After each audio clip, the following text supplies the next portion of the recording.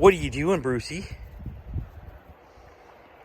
So just at the house here today, I thought I would take an opportunity to discuss roofing materials.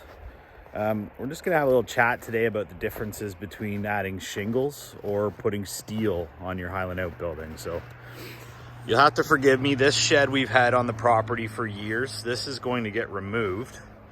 It was built out of smart panel for the most part with 1x3 construction. It's done its job, not bad, but it is starting to rot. They all do. OSB does not stand up.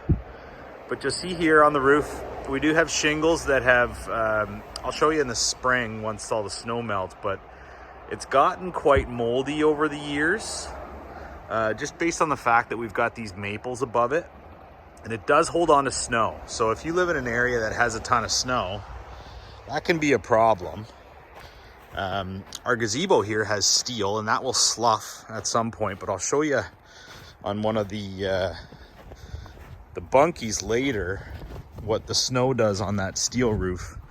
And here's a sauna we've had for years as well before we started making saunas.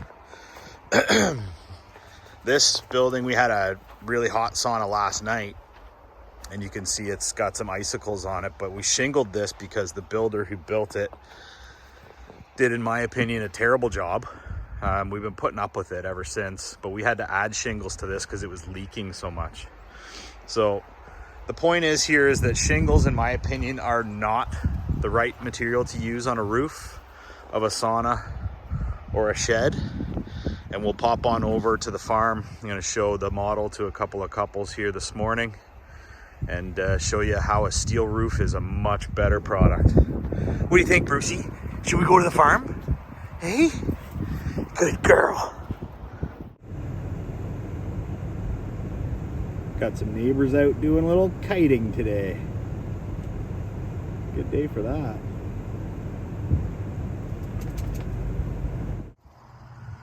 Okay, so here's the big shed over at the barn, at the farm, sorry.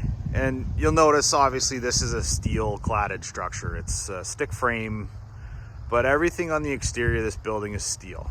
This building's 20 years old. It looks like the day they built it. I mean, that roof is going to be a lifetime purchase, right?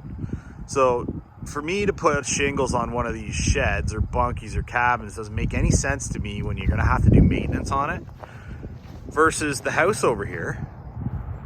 You know, this is an old farmhouse. That house now needs a roof sometime in the near future at a cost of $10,000, $15,000. If that was a steel roof when they built it, we wouldn't have had to absorb that cost. So at Highland Outbuildings, we're sticking with steel. So let's go on over to our model bunkie and we'll show you what we're doing. Okay, so we're back over here at the model bunkie. This is our Algonquin 10x16, and as you can see, with this steel roof, it is sloughing. So there's a bit of snow that builds up around the building as it warms up when the sun hits it. But that steel roof right there, there's no reason it shouldn't be a lifetime installation. If we did this out of shingles, we would have to be replacing those shingles in 10 to 15 years. I feel like shingle quality has actually gone down. Like you'll see here, we got a bit of snow overhang in the front, but the rest of the roof is clear. So that's gonna fall off of there when it warms up a little bit. And we can also add a dormer over the door if you like. But in my opinion, the steel roof is definitely the way to go. There's no comparison for quality. It does cost a little bit more, but why not buy once, cry once, right? So steel roofs only here at Highland Outbuildings. Thanks for watching along today, folks. We appreciate your interest in what we're doing here. I'd love it if you'd take a chance to subscribe to the channel, Highland Outbuildings. Maybe like a video if you care to, and share with a friend.